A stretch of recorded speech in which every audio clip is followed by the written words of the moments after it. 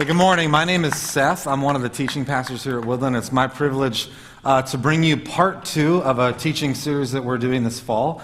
The name of the teaching series is Worth the Risk.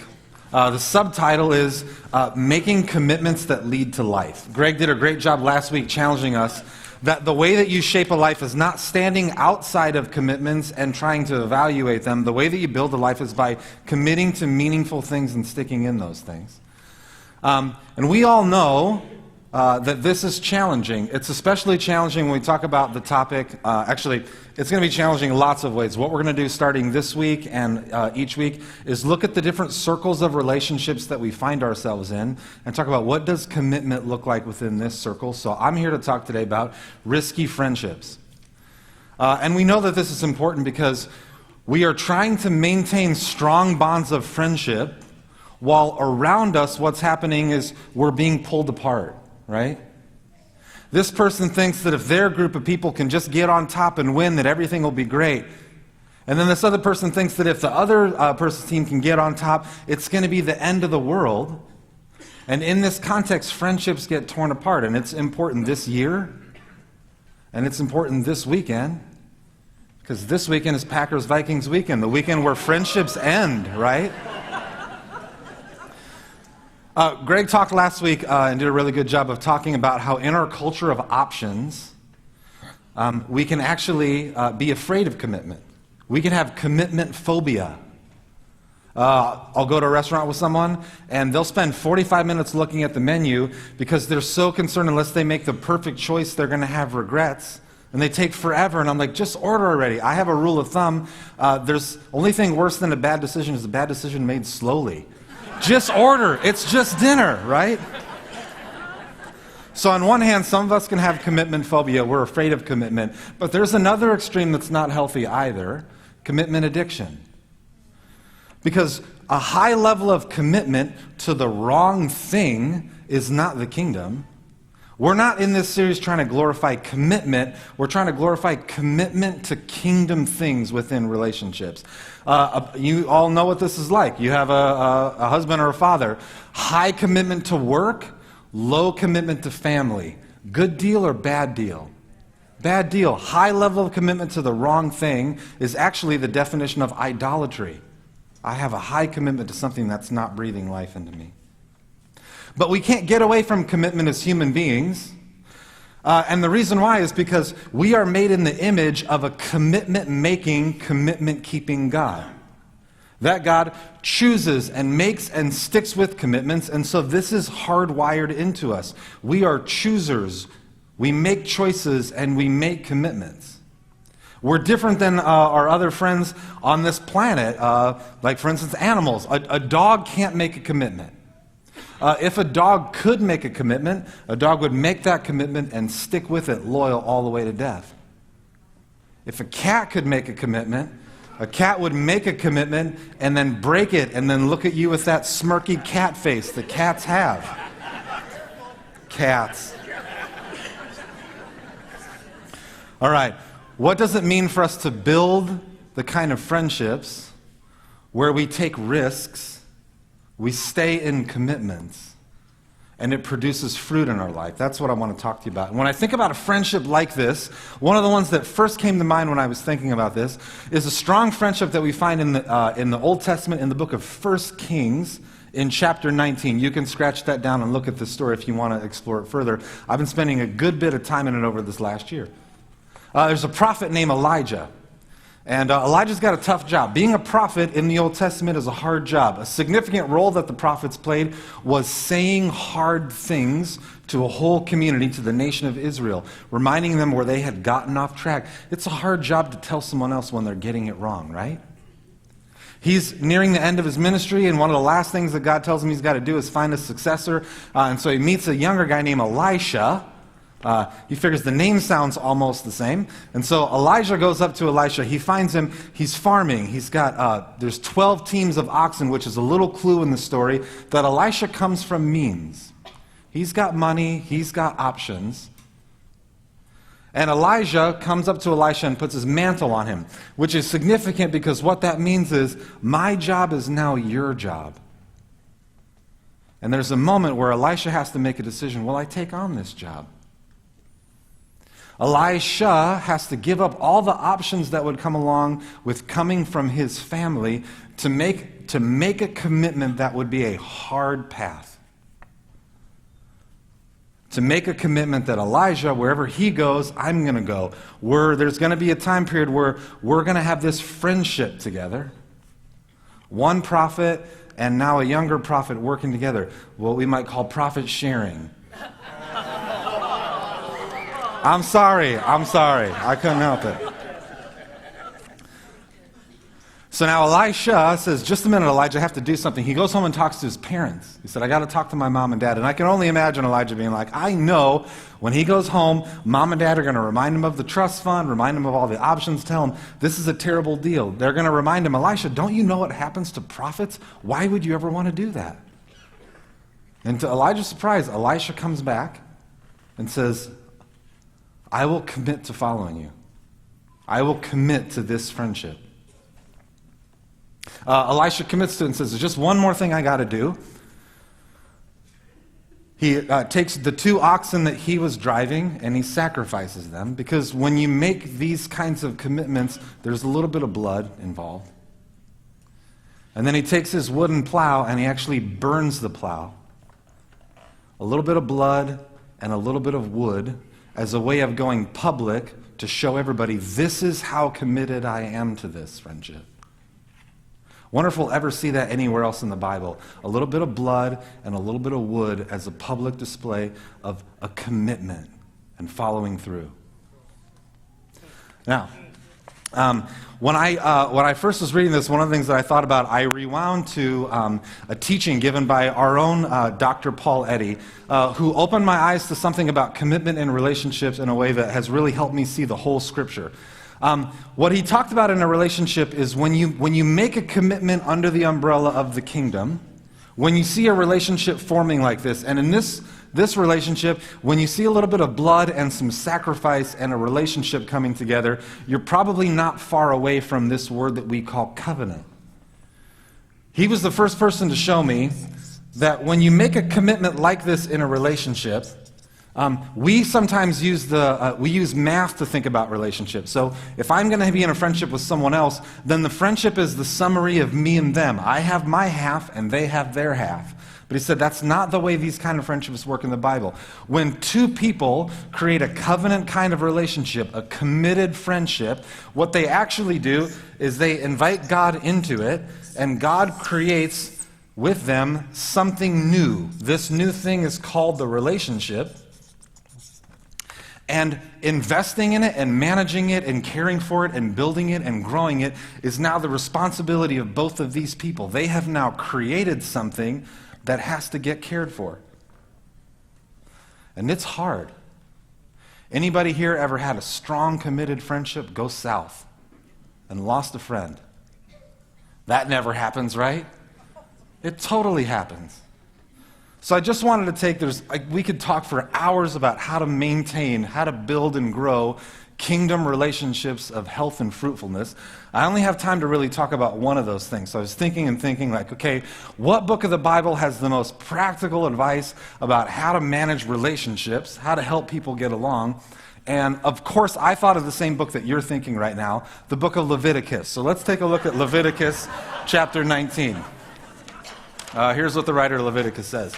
He's giving some practical advice about how God's people are supposed to interact with each other. Look what he says. Do not go about spreading slander among your people. I could end the sermon right there, right? Thank you. End of sermon. We all have a lot of work to do there. Don't do anything that endangers your neighbor's life. I'm the Lord. Do not hate your fellow Israelite in your heart. Where does hate grow in a relationship? In your heart. Rebuke your neighbor frankly, so you will not share in their guilt. When I say the word rebuke, how do you feel? Ouch, right? That's a hard word. Another way to think about the word rebuke is to confront. Confront actually is a compound word. Con means together, front means face. What you do in a relationship when you confront something, the 2 of you face this relationship and what's not going well and what is going well. You face it together. You confront what's happening in this reality. Now, a couple books that I'm really indebted to that if this topic is interesting and you want to look further, one of them is called Crucial Conversations and the other one is called Fierce Conversations, and they're about the same thing. How do you have a conversation when things are not going well? And the importance of this is we know that in a relationship, when we're entering into conflict, what you say or what you don't say in that conversation has a disproportionate impact on that relationship. In that one conversation, you can do 10 years worth of work or you can undo 15 years worth of friendship. That's the kind of conversation we're talking about. How do you know when these are coming or when you're in one? In Joseph Grenny's book, Crucial Conversations, he identifies 3 characteristics. You could write this down on the back of your bulletin. The first characteristic of a crucial conversation is there's high stakes. There's a lot involved. You're not talking with your friend or your spouse about which way to fold the towels in the bathroom. If you have a crucial conversation about that, there might be other problems, okay? It's a high-stakes conversation. There's a lot on the line. The second way you know you're in a crucial conversation, if there's opposing opinions.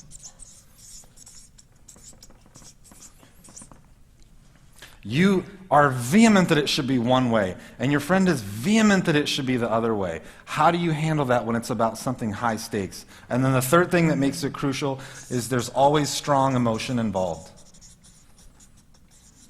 And what you say or what you choose to not say, in this instance, has a disproportionate and large effect on the relationship. Now, God is actually the initiator of crucial conversations. In the very opening scenes of the Bible in Genesis, Adam has decided to break relationship. God and Adam had this strong relationship together, and then Adam did something to break that relationship. He made a choice to not trust God and to go his own way. And so God comes to Adam with the first crucial conversation. Adam, where are you? And we find that Adam is hiding because Adam is shamed. And one of the reasons why this part of the Bible rings true for us is, what do you and I feel when we've done something to break a relationship? What's one of the first emotions that we feel? We feel shame. And then because we feel ashamed of what we've done, then we think that we're not worthy of love. And then we crawl in the bushes and hide. And when we're in that spot, then God comes to us in the same way that he came to Adam. Adam, why are you hiding? They have a crucial conversation because it's high stakes. This relationship with God and human beings, look around our world. Is that thing high stakes? Absolutely. There's opposing opinions. God happens to think that he should be God, and Adam thinks that he should be God. Opposing opinions, and there's strong emotions because this is the God that only ever shows self-sacrificial, other-oriented, unconditional love. Strong emotion. God is the crucial conversation initiator with us. Now, one of the keys, if you have a friendship, you have a relationship, and you're thinking of it right now, maybe it's one that's going brilliantly, you're like, this is great, I don't need any of this stuff that Seth's talking about. Or maybe you're like, wow, I got 4 of these conversations I have to have. I have 4 of these relationships that are going poorly. How can you evaluate a relationship? How do you know if it's healthy? One of the key indicators of the health of a relationship, just imagine this is a big ham, and we're going to put a little thermometer in here. So if you want to check the health of your friendship, if you want to measure this one of the ways that you can look at it is like, what is the distance, what is the lag time between when you're offended by this friend and when you talk to them about what happened? Now, the Bible gives some instructions about not letting the sun go down on your anger. That's partly because of the culture that was in. If the Bible was written in the Midwest, it would have said, like, don't let 3 months go by, right, with your anger. Because if you're anything like me, I struggle with lag time. You know, somebody does something to me and it hurts, it stings, they say something, and I just think, like, it's not that big of a deal. I shouldn't be so easily offended, but I am. And I don't talk about it. Or in my mind, I sort of picture this ladder. Like, there's some 10 things that you can do in our friendship, but this one's like a 1 or a 2 shot. I should just let it go. But we all know that's not what happens. You let a 1 or 2 go, and then another 1 or 2 happens, and pretty soon you have 100 1s and 2s that add up to 3s and 4s that go up to 7s and 8s that lead up to 9s, and you're almost ready to throw in the towel on the friendship. Because there's something that's true about crucial conversations and conflict within relationships. If you're hurt and you don't talk it out, you will act it out. You will either put words to what you're feeling, or your body will put words for you. There's this saying, like, you may not murder someone, but we have this phrase, like, if looks could kill, and we all know what looks those are, don't we? Leviticus were challenged to say, do not hate your brother in your heart. And Jesus pushed this even further when he said, hey, all of you guys don't murder, and that's fine.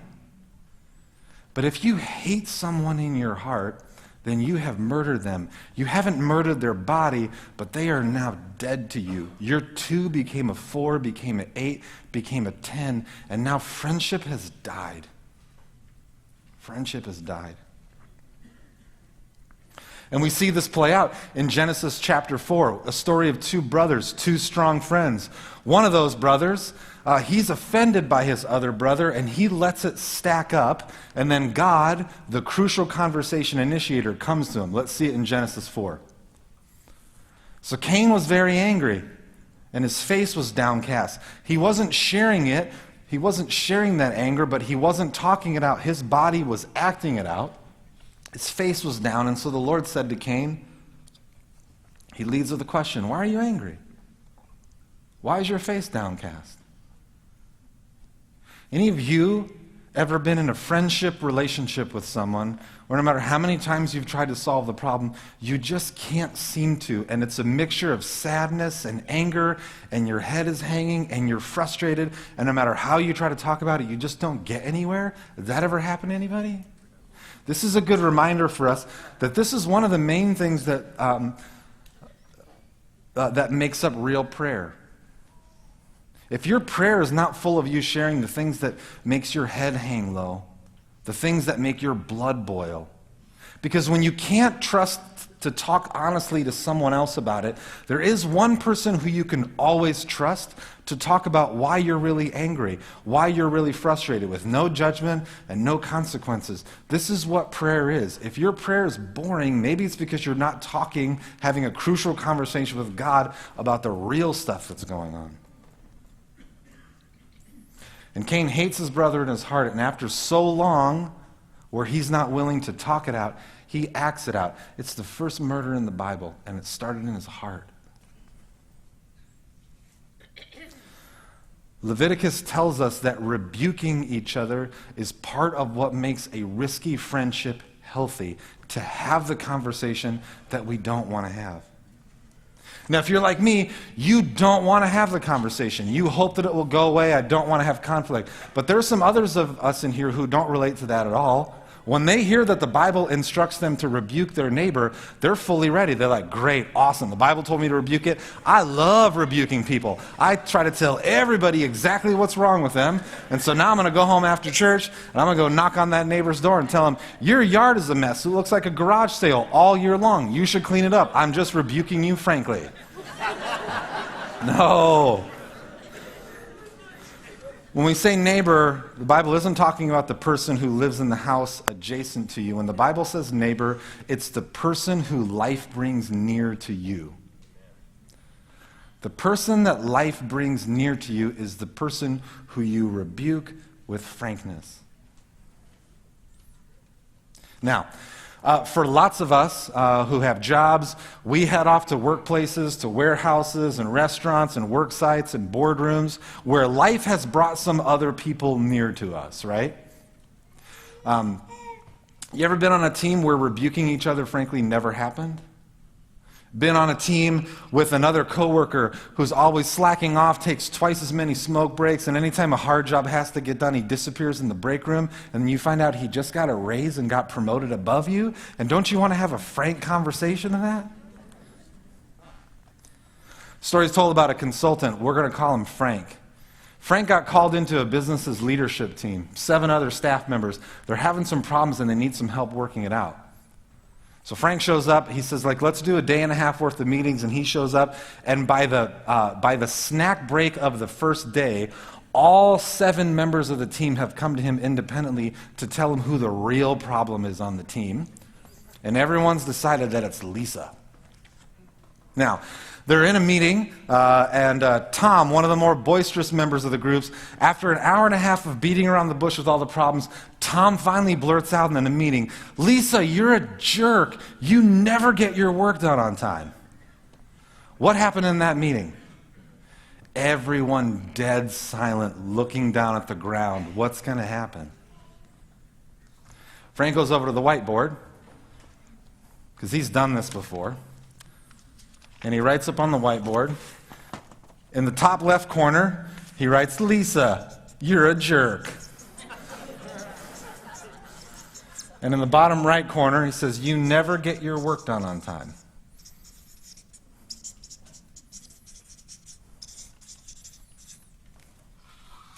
He says, we're going to come back to this up here, which is a brilliant move. You know why? This is what happens in groups of people all the time. Just in your own imagination, how do you feel for Lisa around the circle after Tom just said, "Lisa, you're a jerk, you never get your work done on time"? How do you feel? We feel bad for her, right? And our first instinct in a situation like this is, we imagine if we were that person, what we would want other people to do is to jump in and rescue us. Because Lisa needs to get rescued from this because she's a jerk, right? She's not a jerk, that's a judgment. But the problem is, in our misguided reaching out for mercy and empathy, we reach out to collapse the judgment, to say, "Lisa, you're not a jerk." But does Lisa never get her work done? So Frank goes around the circle and asks one by one. "Chelsea, does Lisa get her work done on time?" "No, she doesn't." "Chuck, does Lisa get her work done?" "No." Most all of us show up with all the things that we need to get done, and Lisa almost never has her stuff. Lisa's not a jerk. But Lisa doesn't get her work done on time. After everyone goes around in the circle and says, "That's true, Lisa, you don't get your work done on time," what does Lisa do? She stands up in front of the group and says, "We've been working on this team for 2 years, and every one of you in this circle knows that I'm struggling to get my work done on time, and after 2 years, none of you has ever told me that, and you wait till we bring a stranger consultant in here, and then you all tell him?" The most cruel thing that we can do in a relationship is to not tell the truth to someone else when they need to hear it. And do you know where the place that this happens the most is? One of the places this happens the most is the church. Because we suffer from a disease called terminal niceness. We want to make sure that no one ever feels like a jerk, which is true. No one's a jerk. But some people aren't getting their work done on time. You know what I'm saying, right? You go out to dinner and you have some Caesar salad in your tooth, and you're with 8 other friends, and you hang out all night long with friends, and then you get home and there's Caesar salad in your tooth, and you call your best friend, "Joe, did I have the salad in my tooth the whole night?" He goes, "Yeah, you did." "Why didn't you say anything?" And what he says is, "I didn't want to embarrass you." Right? "Thanks a lot, because now you embarrass me to everybody at the party." This happens in families. We've all been in this small group. One person talks all the time, and everyone's frustrated by it, but nobody says anything about it. Rebuke your neighbor. Why don't we? I tell you the truth. Here's the reason why we don't. Because we believe a lie. We believe that if we tell our friend the truth, we can't tell the truth and keep our friend. We think that if we tell the truth, the friendship will be over. And there's a reason we believe that, because sometimes when we tell the truth, the friendship is over. Because there's seasons of a risky friendship. I just want to lay these out to you real quick. Friendships are always easy when they start. Because you never start a friendship with someone who you don't have chemistry with. You're like, I like this person. We love the same stuff. We like the same music. We like hanging out. They think I'm funny. I think they're funny. And so you have a forming period of your friendship. This is known as the honeymoon period of a friendship. Everything is golden. How long does that last? Not real long, unless it's on Facebook. And then you can stay there for a long time. The next phase of a friendship is called storming. This is the time when friends get real. And this is the time when friends get broken. And I tell you what happens in our culture. It happens to me. It's my temptation. I love this phase of friendship. You get through the storming phase and then things get normal. And then in the best cases, like things thrive. People are flourishing. I want to just get here to here instantaneously. I want intimacy. I want it to happen fast. I want it to be perfect. But the truth is, we have to go through this phase. And this phase is hard. Because telling the truth and listening to the truthfulness of someone else requires a skill that we struggle with. It's called vulnerability. And the reason why it's important, and the reason why the church above any other place should take this real seriously, I'm going to go back to Leviticus chapter 19. Ask them to pull that slide back up again.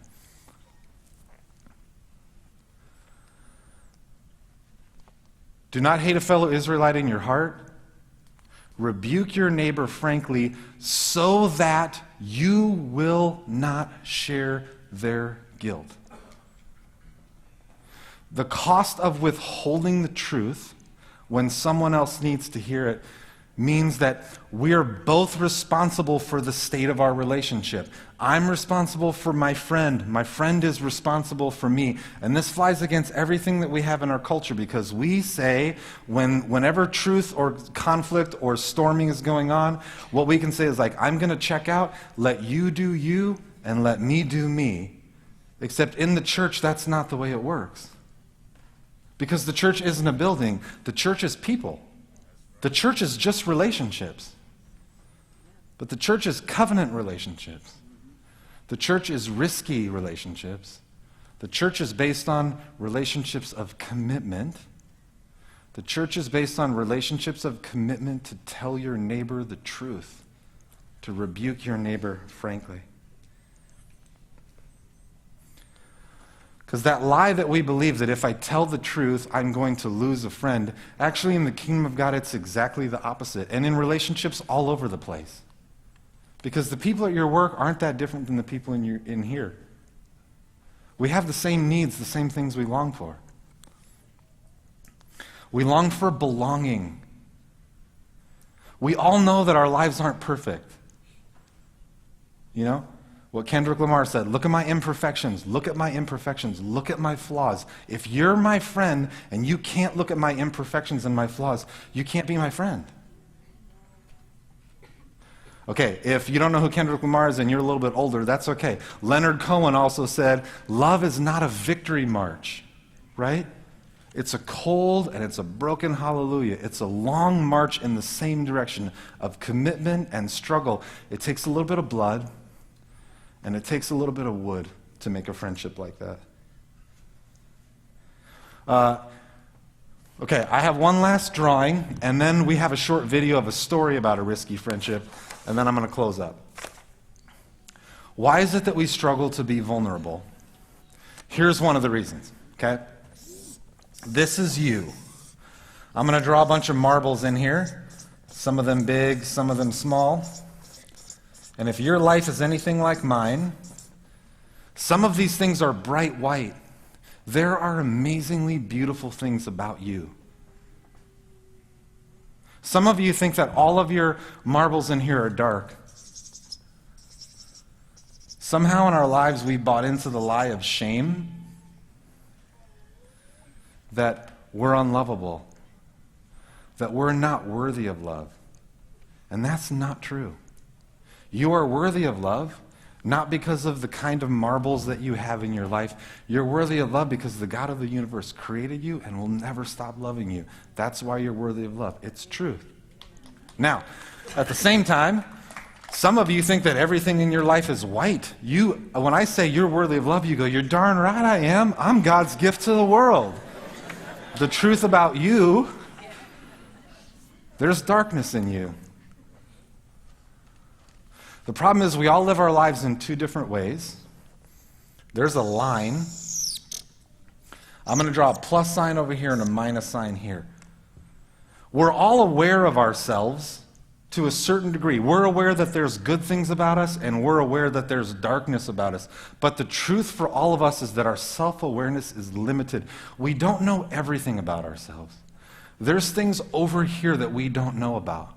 There's ways that you're an amazing person that you can't see. And there are ways that you're full of darkness that you can't see. One of the reasons why you make a risky commitment of friendship is because someone else can help you see these. This is your friend. It's your friend's job to affirm the parts that you both can see.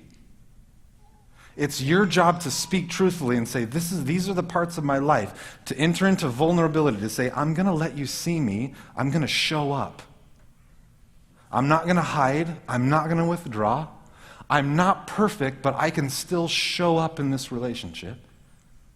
And it's your friend's job to help you see the Caesar salad in your teeth that everybody else in your group sees, but no one else has what my grandfather would call good old-fashioned courage.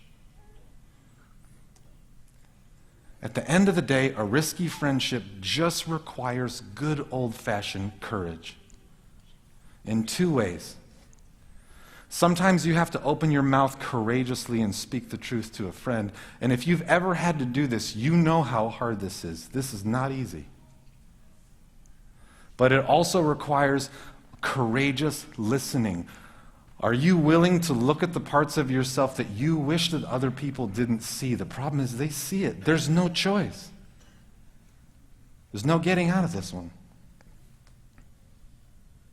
To illustrate what a friendship like this looks like around trust and vulnerability, we asked Troy, one of our staff members, to tell the story of one of his risky friendships. Let's pay attention to the side screens, and then I'll come back and close up our sermon.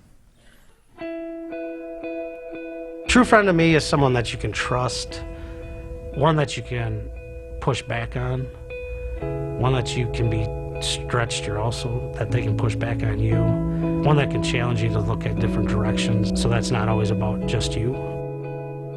Back in 2003, I started here at Woodland Hills. When I first started here, it was more or less I came to work. That's all I wanted to do, just like any normal job. They asked me to do something, that's what I did. I didn't plan on investing myself into any type of, Christian roles or anything like that. I was hired as a custodian or a maintenance guy. It wasn't until about a year that I was actually in the facilities area and working that I ran into Janice and got to know her. When it started out, I just didn't trust her at all. I always thought her to be more from the suburban world and myself more from the urban world. What does this person want to do with me when they come from having what they want versus a person that comes from not having as much? Trust was huge for me back then. I didn't trust nobody. She was willing to learn from me. She didn't come to me as the know-it-all. She'd ask me questions, what was life like living, more on the Lower East Side? What was, so she was just as invested into what my life was about that I was kind of like invested in, what was her life like? Investing time more like a parent, even though we were friends versus any role like that, that's what stuck out to me the most. This lady would invest in wanting to show me how to do a budget. Some of the weirdest things were helping me find cars online. She's got her own things to worry about. Why worry about that I'm drowning in debt? The trust started to grow. The relationship started to grow. The walls started to come down. More of the barriers started to come down, and just realized that we were on a path to, really building a solid relationship. Like, I feel very comfortable with challenging her, and she feels very comfortable challenging with me, because that's the type of relationship we built. We built to try and stretch one another and try and understand that, we both, might not have the right answers, and that we got to work on those things in order to grow the relationship. Don't get me wrong, sometimes you could throw in the towel and say, it's over. I think both of us would say that, but at the same time, we just don't do that. The commitment, the trust, the risk, being able to say it's okay, that if there's a mess inside of it, that we're going to work through it, and we're going to try and figure out how can we get through that. It might be where you're offended. I'm sure, and if Janice was sitting here with me today, would say, definitely I've offended her. I've been disappointed. I've been maybe offended. For sure I probably was offended, at some of the things or suggestions that she's given me. But I think the beauty of it is that we're able to work together with it and understand that even though we might offend one another or we might upset one another, that in the end result that we work them things out, and we understand that it's better for us to voice that with each other than to hide it and go our separate ways. If I wouldn't have took that risk, and I wouldn't have took that chance, and I wouldn't have took the time to trust, I don't think I would have ever learned the stuff I've learned. I'm more open, probably a lot more trusting, and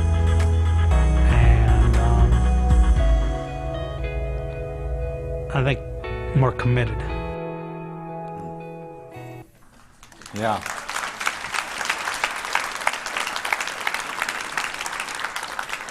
Leading researcher on trust and vulnerability, Brené Brown, wrote a book called Daring Greatly.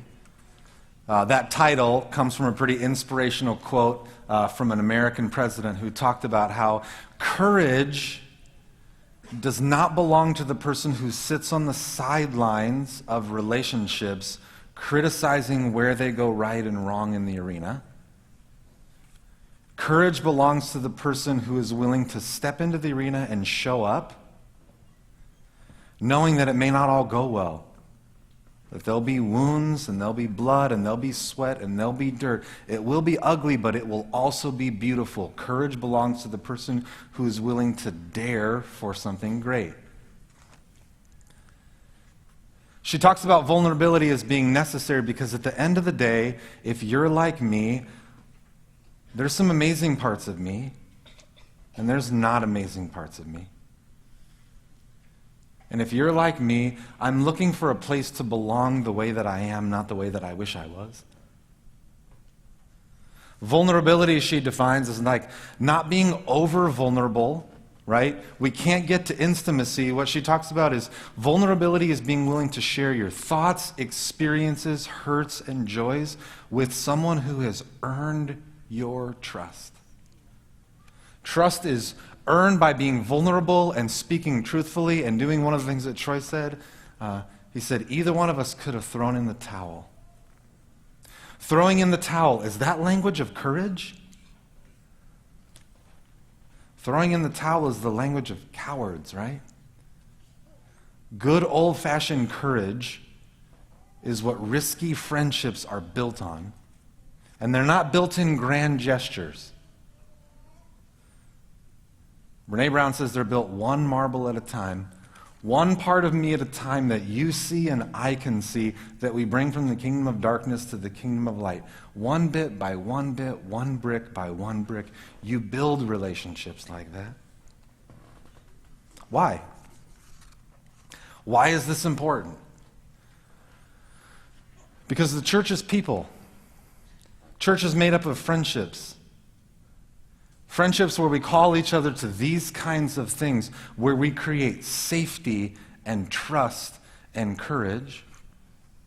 Because it's also the church's job to reach outside of our walls and to bring people who don't have a sense of belonging into a community where there's enough love to go around. I think this is something that Jesus taught about. We don't simply do this for our own sake. We do it for our sake and for the sake of the people that we're around, the people that we're reaching. Because at the end of the day, this is what happened with Elijah and Elisha. It wasn't just a strong friendship. It was a friendship that was forged because of something they were called to by God. You see, a real risky commitment in friendship means somebody else is not just invested in seeing you be more fully you. They're interested in seeing you fulfill your purpose and calling in your life. How has God uniquely created you to invest in the kingdom of God and to meet the pain of the world? And so I'm asking you, Woodland Hills, where is there a crucial conversation that you're in the lag time right now? And a 2 is becoming a 3 is becoming a 5. Where is a relationship that needs your courageous showing up right now? If you're at a 9 and you can't even imagine having this conversation and you hear me say like, it's a lie that you can't tell the truth and keep a friend, but in your head you go, no, it's not. If I tell the truth, it will be the end of this. Where does courage to face conflict like that come from? You don't walk these conversations alone. The Spirit is with you. You can lean on God. Some of you are sitting here and it's hard to hear this message because you've broken commitments. Maybe for you, behind you, there's a wake of relationships that you never made it through the storming phase. And there's a potential that you walk out of here, instead of inspired to reach out to people, you walk out of here with more shame. And I just want to say, the kingdom of heaven is filled with grace. No one is expected to be perfect at relationships. The only thing that you can do when you fall down is just get up and try again. That's courage. Courage isn't being perfect. Courage is willing to pick yourself up off the ground and say, with God's help, I can do this, but I'm not going to quit. Because quitting means living a life in a world alone, and nobody wants that. None of us want that. Maybe you're at a spot around church where you go, I've been here for a year or 2 weeks. I don't have any relationships here. Just have news for you. Out in the gathering area, we're having an involvement fair, a way for you to make some connections, for you to get yourself into a neighbor-to-neighbor kind of place where life can bring you near to other people who are part of Woodland Hills. Would you take a step? Elisha, in a grand gesture, cuts 2 oxen and burns the plow as a public commitment that seems grandiose, but in reality, that's his public commitment. His life then turns into a following up on that commitment with a little bit of blood and a little bit of wood. He followed through on his commitment, one day at a time, one marble at a time, sort of one step at a time. Would you take a step? Where's God calling you to burn the plow? Would you stand and let me say a prayer for you?